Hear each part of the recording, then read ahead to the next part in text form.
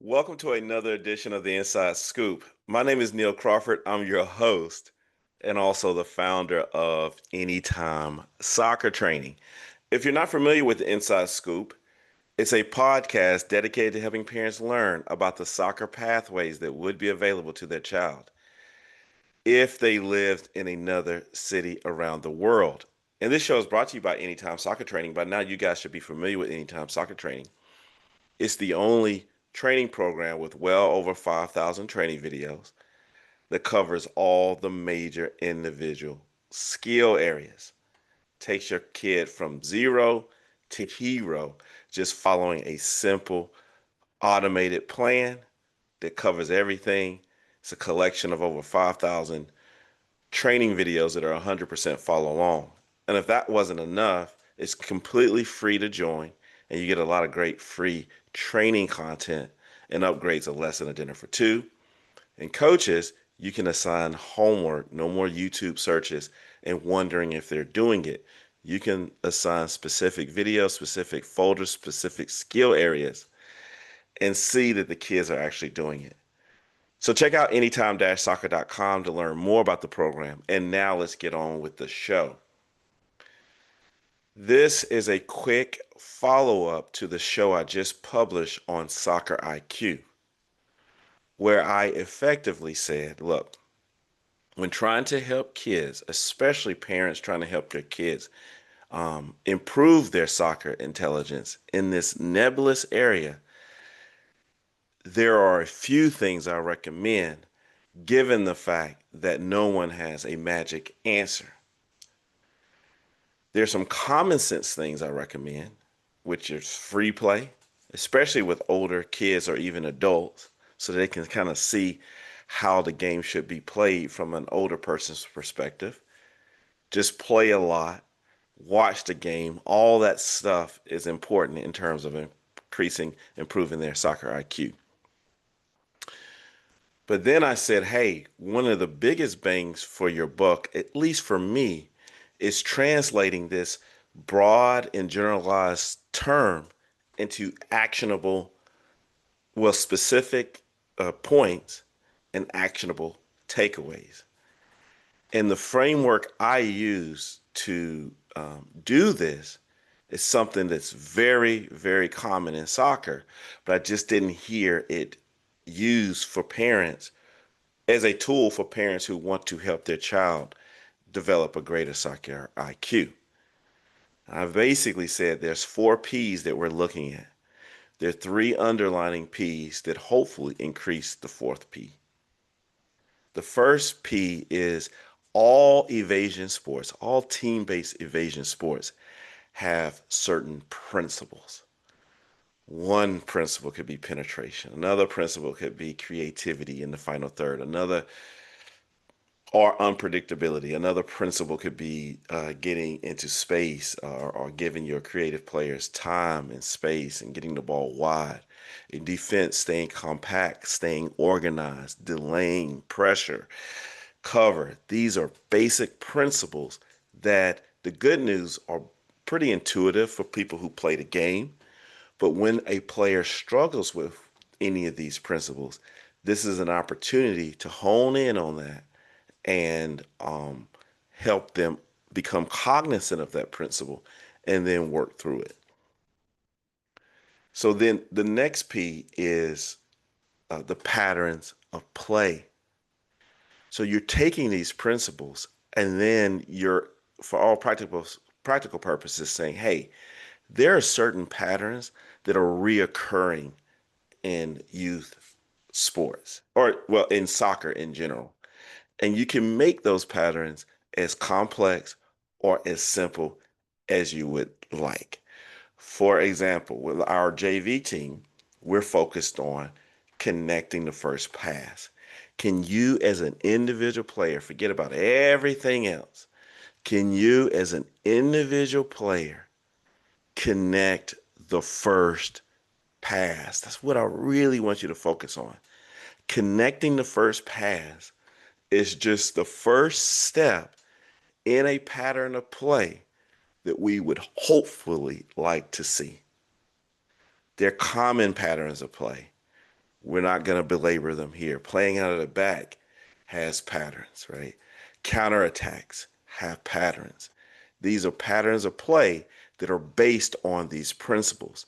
And I happen to believe that while you don't want to um, be a dictator with kids, these are so universal and so effective that I don't like waiting for the kids to figure them out on their own. I prefer to show them some of the options that are available and then create game like drills and training where using these principles and patterns will give you an advantage and then to help the kids think through it. And then finally, there's the people. Who on the pitch has a qualitative advantage? Who is fast, right? And as a defender, can you recognize who is faster than you? Who is slower than you? What risk can you take given the person you're playing against? And then on the attack, who has a good left foot? Who is right footed? Who has good ball control? Who needs a little bit more help? What are my strengths and weaknesses? What is my superpower? These are the people, right? Can we create a not a numerical advantage, right? Can we get more people around the ball defensively or in attack than our opponent? And what do we have to do that? So the people. So then when we talk about soccer IQ and enhancing soccer IQ, to me, what we're really talking about is how can I, as a player, number one, become a better player, so a better person? How can I become more technical?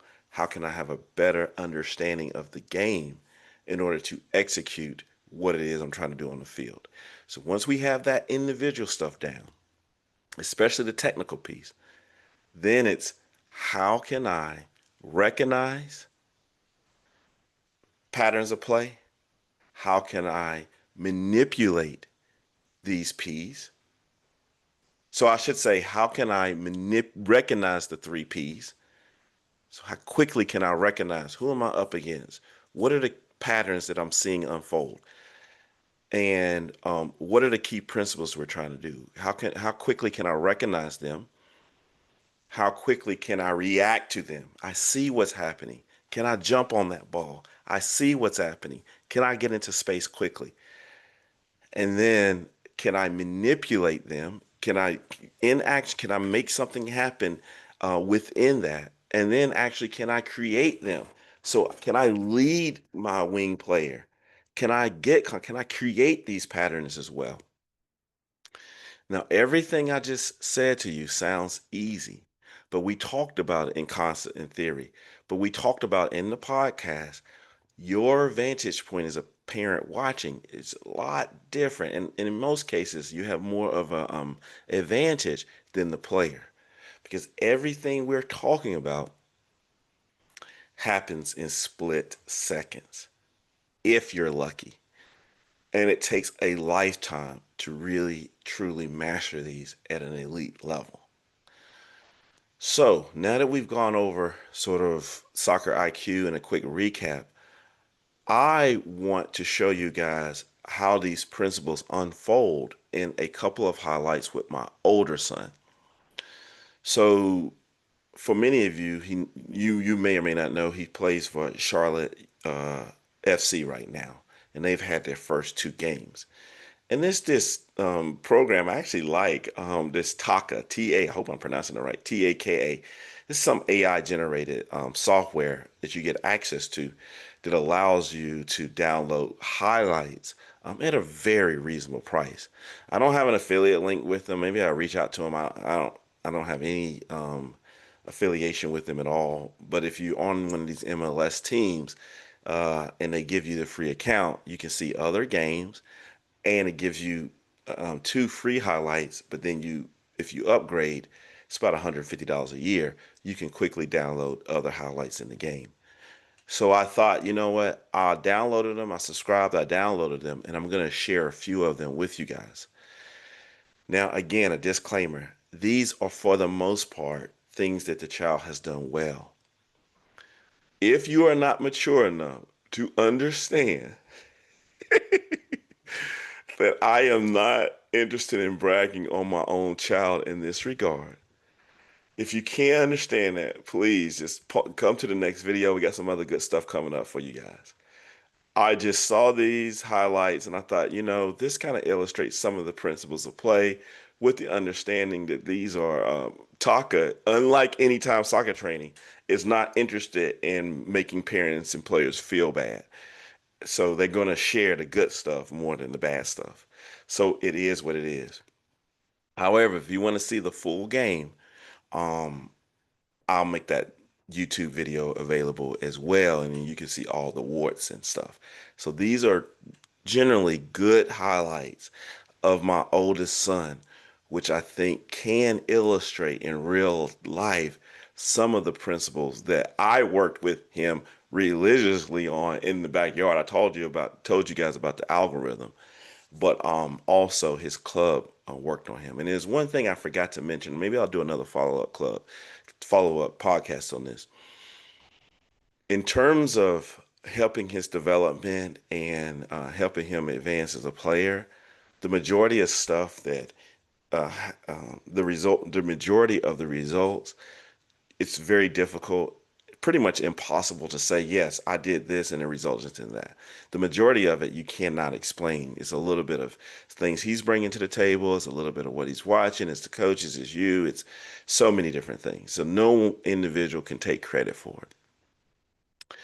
But what I will say is with his older club, with the club with my older son's club, I saw pretty quickly that all the kids appeared to be able to understand the way they wanted them to play and execute it at least a very basic level.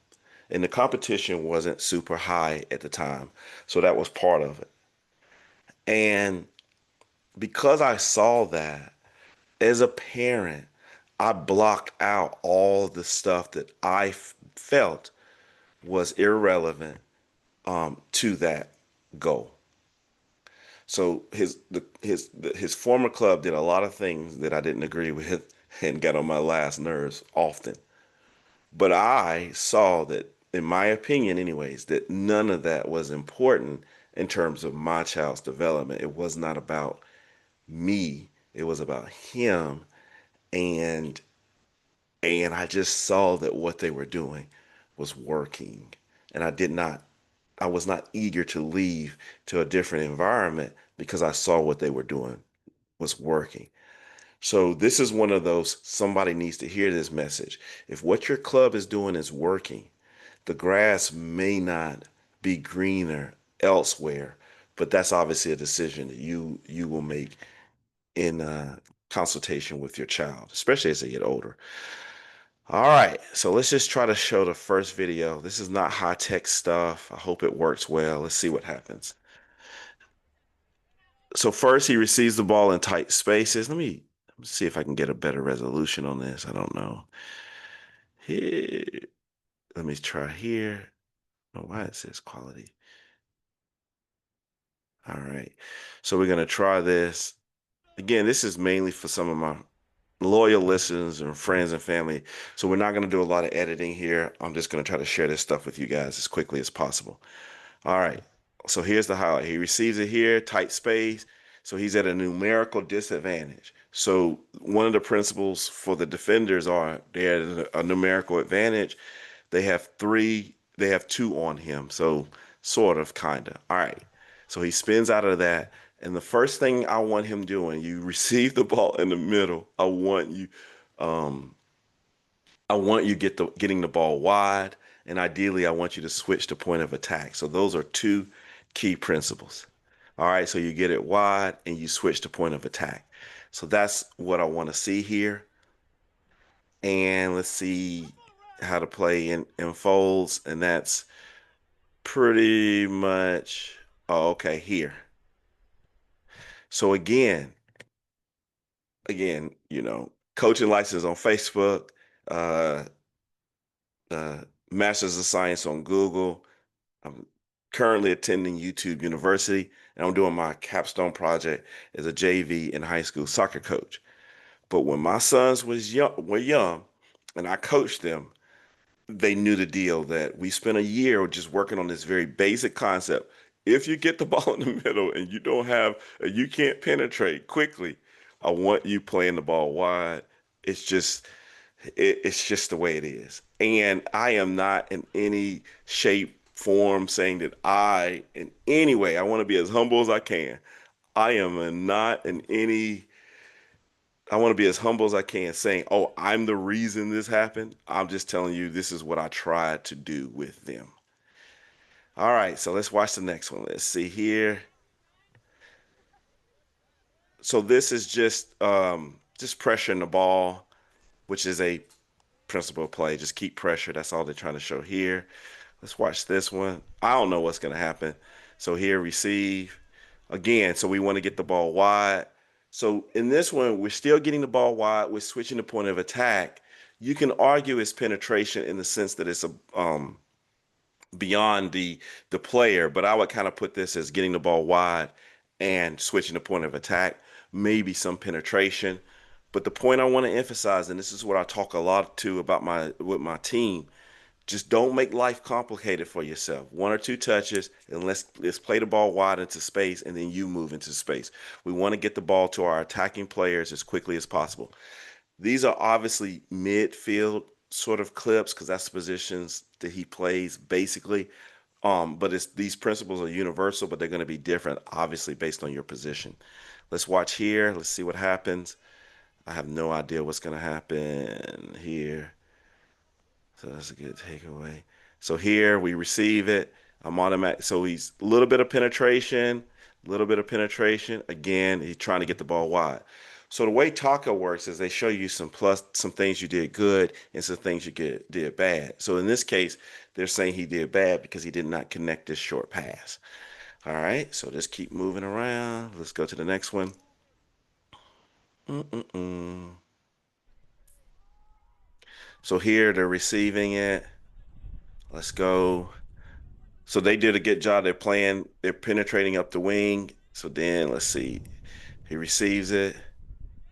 Again, so this is penetration. And again, so penetration as well as getting the ball wide through the through ball. It's so basic that I feel sort of weird even doing a podcast on it. But take it from someone who coaches is not so easy for the kids at all to get these concepts. So, because the game is so fast and there's so much going on, it's so easy to sit here and watch it now. But when they're actually playing, it's really hard.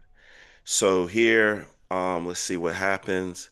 I think I'll show just one or two more clips, and I think we'll wrap it up.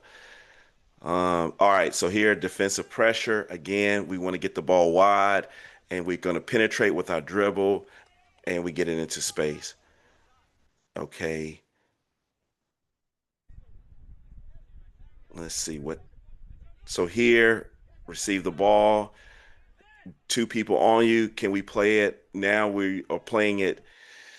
I wouldn't say that's playing it. Well, I don't know what principle that is, so you guys can tell me. All right. And then let's see here. Let's see if that's the same one. Oh, this is just pressure. Oh, maybe pressure. I don't know. Yeah, just pressure.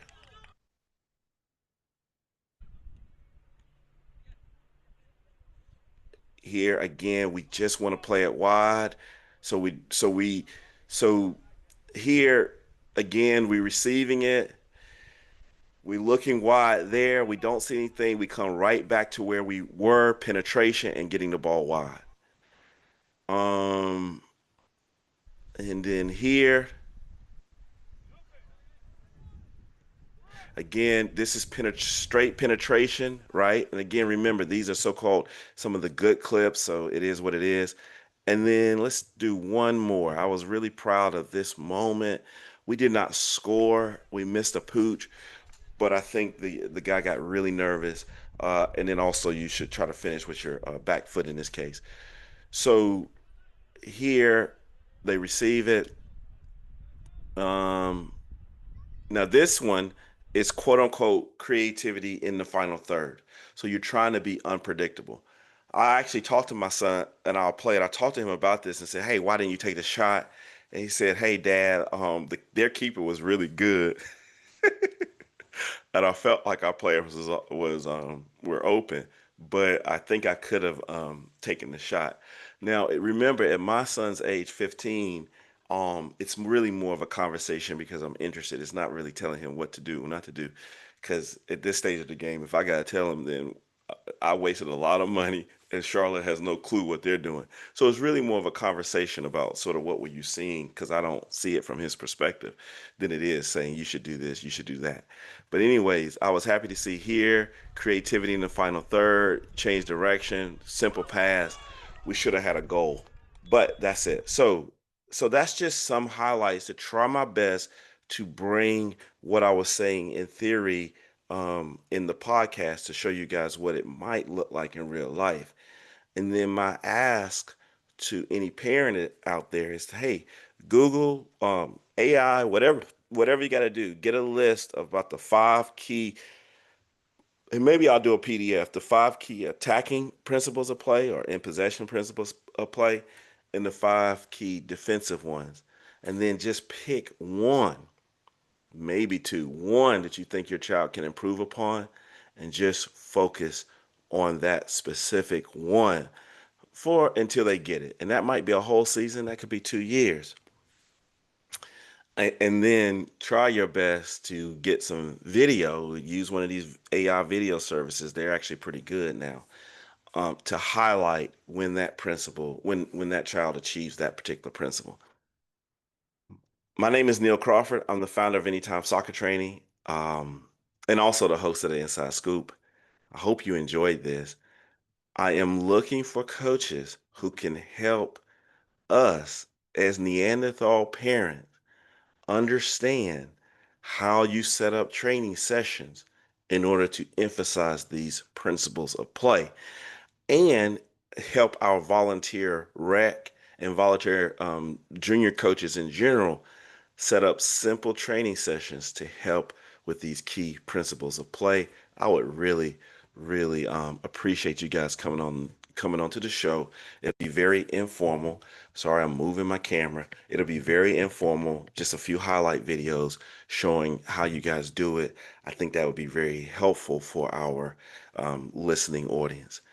Thank you guys for watching, and let's get better together.